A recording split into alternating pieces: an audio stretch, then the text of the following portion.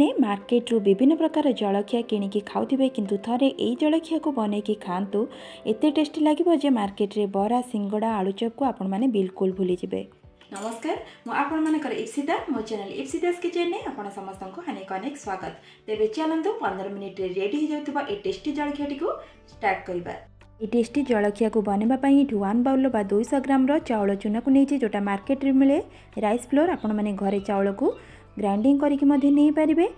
गोटे medium size रो पियाज 3टी कंचा लंका और धनिया पत्र को नहीं काटिकी 4 ରୁ 5 स्पून फ्रेश दही को नहीं गोटे आलू को सिझे रखी ये ग्रेट कर नौची। देखो ये आलू को ग्रेट कर नेली 1 स्पून जीरा को ऐड करुँची। स्वाद अनुसार लुण को ये देदेबा 1 पिंच खाइबा सोडा को ऐड करुँची। अल्प अल्प पानी देकी भलसे मिक्स करने गोटे टाइम पानी ऐड करेंगे नहीं एमती अल्प अल्प करके देवे जी दरकार हम से ही ऐड करेंगे।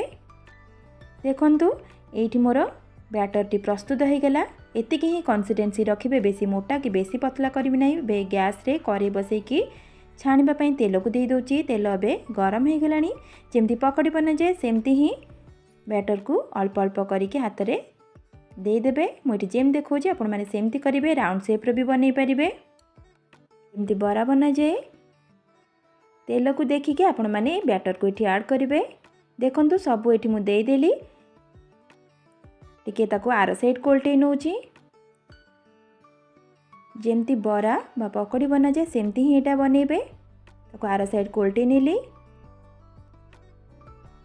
एटा छाणीबा पई मिनिमम 5 मिनिट टाइम लगिबो। 5 मिनिट भितर एटा पूरा रेडी हो जिवो। देखुन देबे कलर पूरा चेंज हो गलानी एतिकी ही छाणीबे बेसी डीप फ्राए करेंगे नहीं। ताको एबे प्लेट को काढ़ी नौची केते डेलीशियस लगुच देखो आउ टेस्टी भी बहुत लगे। आपण मैंने थरे बनईकी खातु जानीपारे सेम प्रोसेस रे आउ पकड़ी को मुझे छाणी नौची। आपण मैंने कौट देखुं मत टे कमेंट सेक्शन में जनइबे जहाँद्वारा कि मुझे धन्यवाद जन पारि। जदि आज भिडियोटी आपण मानक पसंद लगी प्लीज लाइक शेयर सब्सक्राइब करने। सब्सक्राइब कलापर पाखे बेल आइकन को क्लिक करी ऑल बटन को प्रेस करने। मुझे जितेबाला भी वीडियो अपलोड करी तार नोटिफिकेशन आपण मान पाखे पहुँची पार। आउ फेसबुक पेज रे देखुले फॉलो तो निश्चय करेंगे। देखो सेम प्रोसेस रे आउ पकड़ी को ये छाणी नौची। यही पकड़ी को आपण मैंने बहुत समय धरिकी रखिपारे जहाँद्वारा कि पूरा क्रिस्पी रहिबो। मार्केट रे मिलुवा बरा सिंगड़ा आलुचप आगे फिका लगे। थरे बनईकी खातु बनई सारापर आपण मानक मतामत मते कमेंट सेक्शन में जनइबे आपण मानक किपरि लागिला।